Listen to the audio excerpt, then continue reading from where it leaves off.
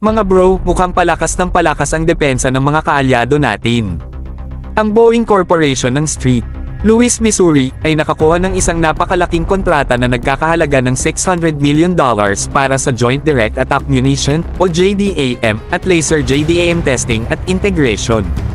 Hindi lang ito simpleng kontrata, ito ay isang malinaw na indikasyon na patuloy na ini-improve ang mga precision-guided weapons na ginagamit sa modernong labanan.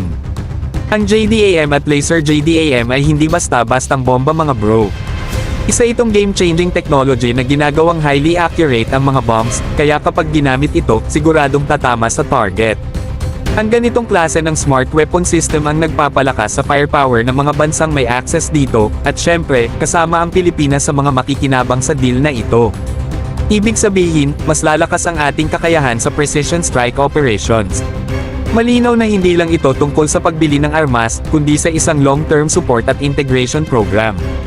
Hindi lang tayo basta bibigyan ng JDAM, kundi magkakaroon din tayo ng access sa technical services, aircraft integration, at weapon sustainment support.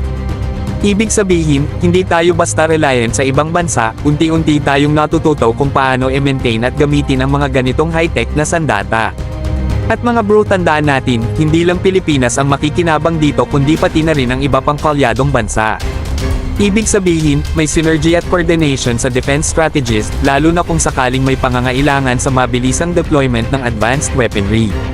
Hindi lang ito simpleng one-time deal kundi isang tuloy-tuloy na modernization effort na magpapalakas sa ating sandatahang lakas sa mga darating na dekada.